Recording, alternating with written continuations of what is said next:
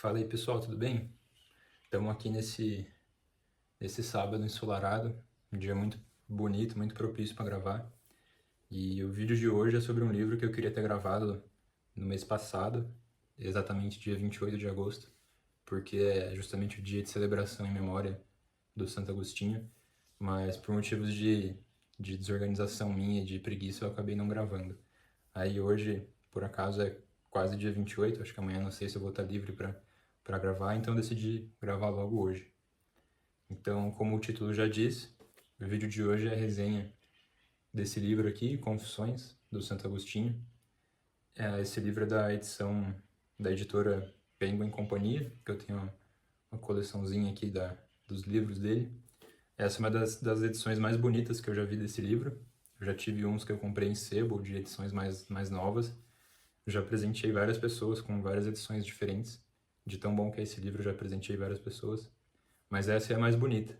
E tanto que essa cena aqui é uma das cenas mais icônicas do livro, que é o momento que o Santo Agostinho está embaixo de uma figueira ou de um pé de pera, e ele se arrepende profundamente. Ele é tocado por Deus assim e se arrepende profundamente.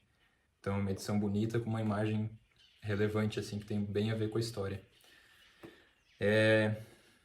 Esse livro aqui eu queria falar, eu não vou conseguir falar a história inteira dele em detalhes porque é muito grande, é muito denso, mas tem alguns pontos que eu gostaria de abordar objetivamente, com certeza, que é sobre a relevância desse livro enquanto um livro, sobre a própria pessoa de Santo Agostinho, obviamente, sobre a mãe do Santo Agostinho, que é a Santa Mônica, que tem total conexão com a pessoa que Santo Agostinho é, e sobre o sacramento da confissão, que é o nome do livro, né?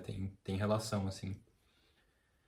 Não sei exatamente em qual ordem que eu vou falar isso, mas saibam que eu quero abordar esses pontos, assim, no livro. E, enfim, acho que eu vou começar abordando sobre o livro enquanto livro e a relevância histórica dele. Esse livro foi escrito, o Santo Agostinho escreveu na época de 300 ali depois de Cristo, não sei exatamente o número, confesso, acho que eu vou colocar aqui na tela. Ele é um santo bem antigo, assim, ele viveu bem próximo da época de Cristo. E esse livro é um dos livros mais importantes da literatura mundial, pelo menos eu considero assim. Da literatura católica, com certeza, mas da literatura mundial, não sei se é algo subjetivo, mas eu arriscaria dizer que sim. E por que eu digo isso? Primeiro, que é uma pessoa extremamente relevante que escreveu esse livro, é uma das obras mais famosas do Santo Agostinho, e o Santo Agostinho é um dos maiores doutores da igreja. Ele é um santo africano, ele acho que nasceu e cresceu na cidade de Hipona, que fica na África. E por que além disso, é relevante? Só isso já bastaria, mas tem um ponto-chave.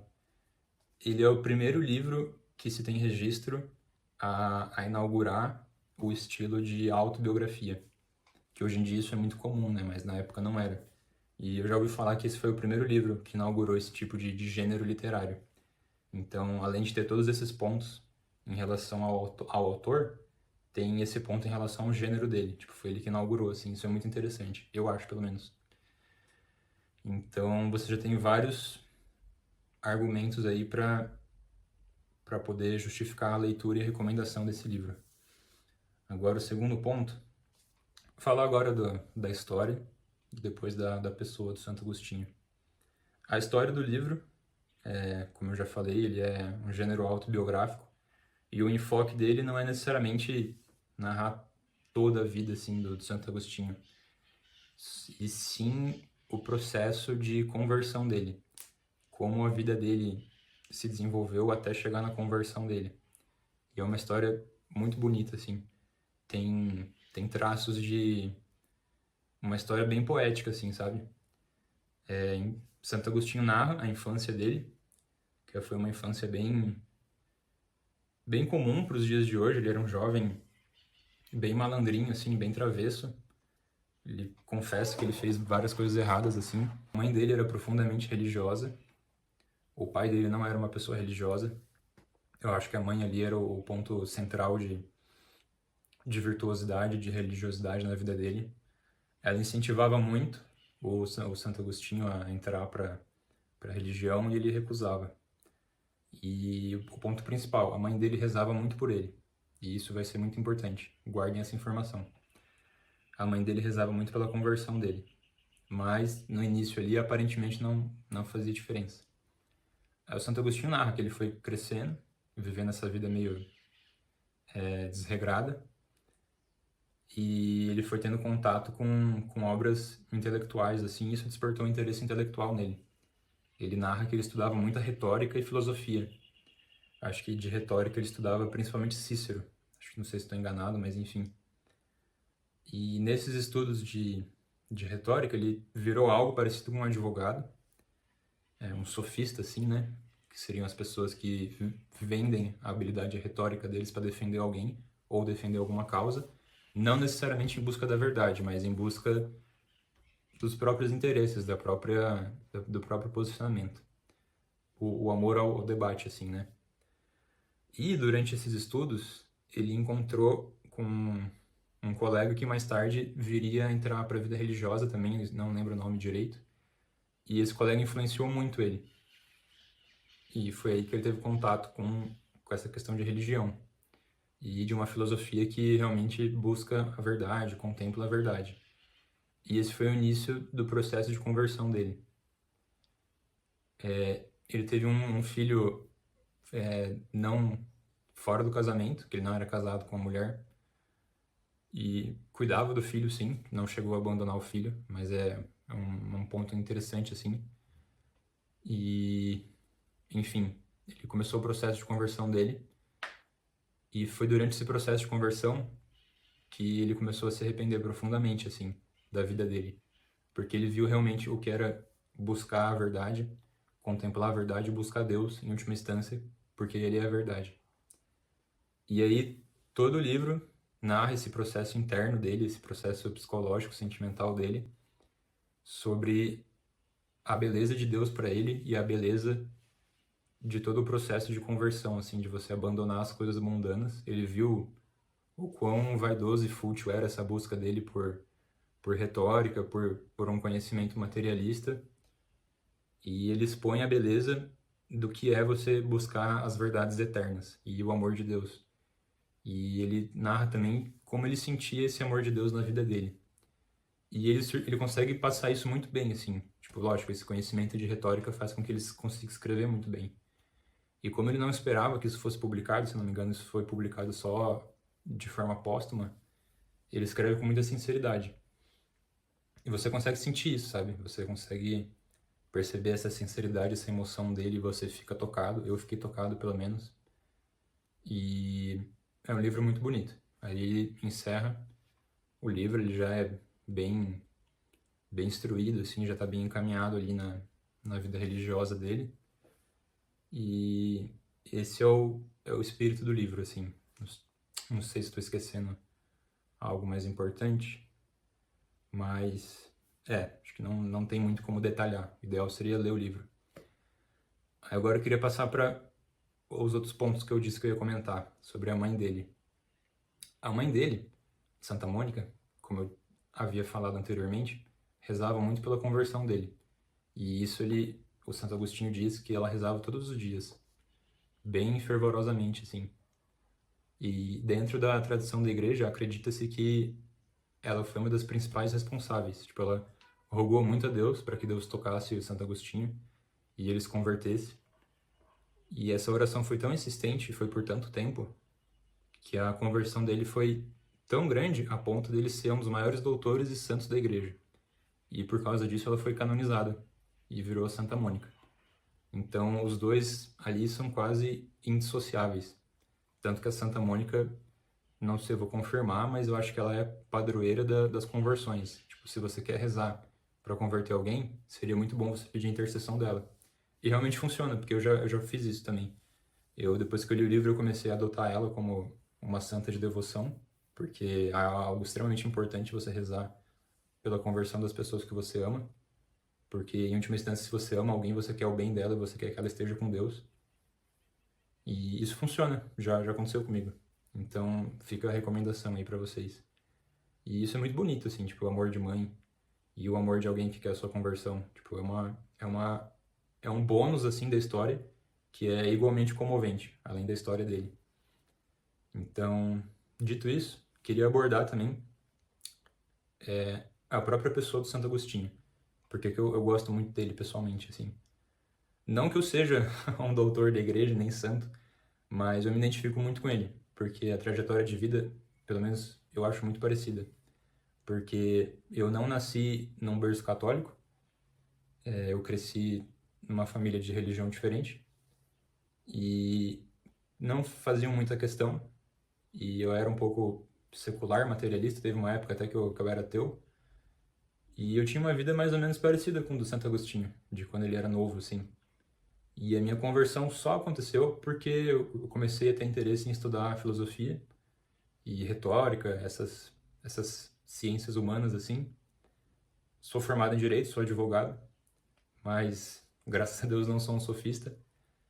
E eu só encontrei Deus porque eu trilhei esse caminho da busca da verdade. Eu tive muita sorte e também fui muito abençoado de ter boas orientações sobre o que eu deveria estudar, porque filosofia não é tudo igual. E foi justamente esse estudo da filosofia que eu comecei pela clássica e depois pela escolástica, que foi fundada por Santo Agostinho, que eu encontrei a doutrina católica e depois, evidentemente, me converti, participei dos sacramentos. E hoje eu busco entender mais sobre teologia. Então, acho que dá para perceber um pouco o paralelo ali que tem entre a minha vida e a dele. Não sei se o final vai ser o mesmo, mas não seria ruim. Então, esse é um santo assim que eu tenho devoção, não tanto quanto eu deveria, mas eu tenho uma grande admiração, tanto por essa questão de similaridade com a história pessoal, e o testemunho dele, o exemplo dele é muito reconfortante, porque você percebe que ele é uma pessoa que tinha uma vida extremamente desregrada e extremamente afastada de Deus, pelas coisas que ele narra, inclusive chegando a ter um filho fora do casamento.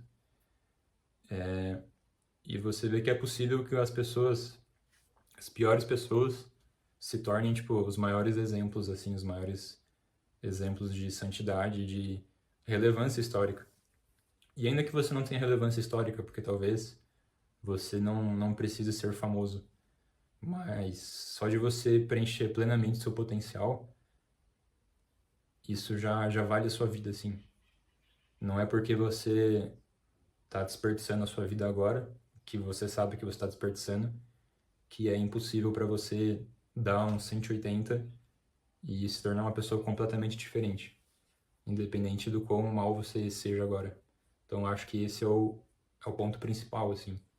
Então, além de toda a beleza da história, ela prova que é possível, tipo, independente da pessoa que você seja, é possível, independente das suas circunstâncias, porque, poxa, pensa, uma pessoa 1800 anos atrás, numa cidade pequena, que tinha uma vida totalmente desregrada, hoje em dia é uma das maiores personalidades da doutrina católica.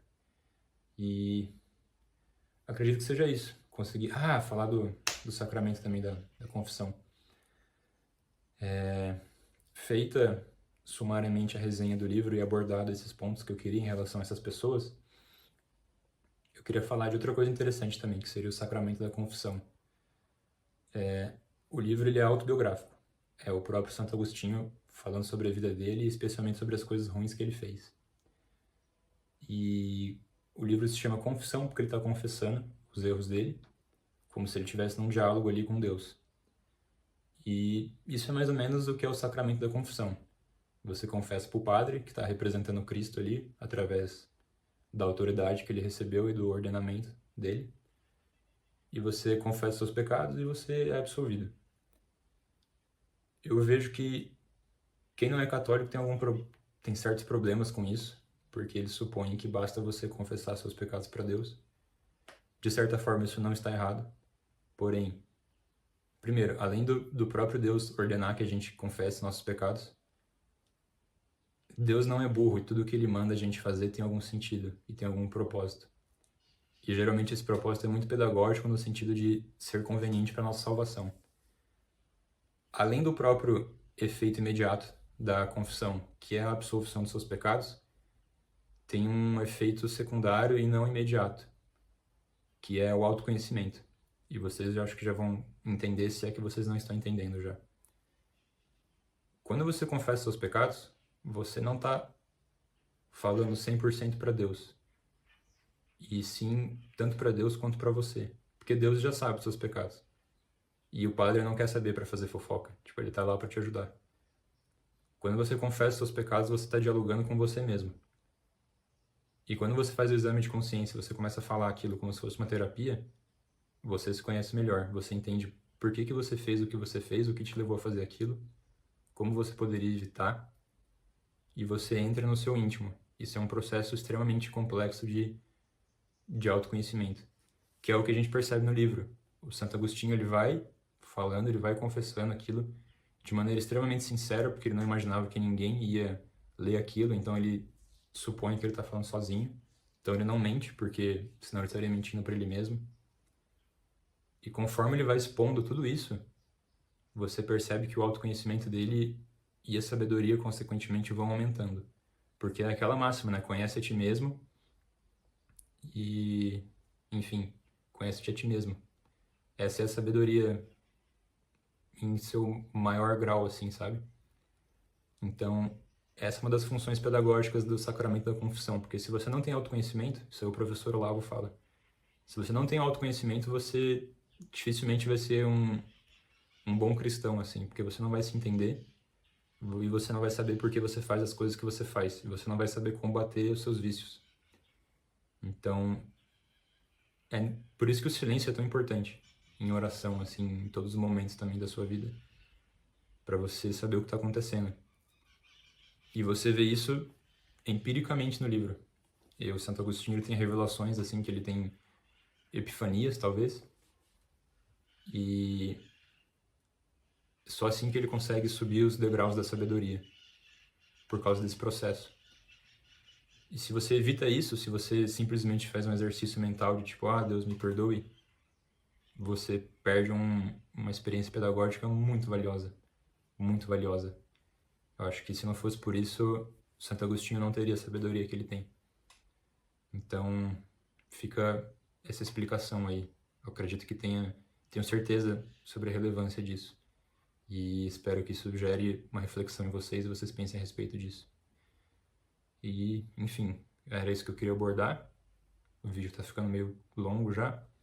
Então, essa é a resenha. Espero que tenha despertado interesse de ler. É um livro muito bonito, vale a pena.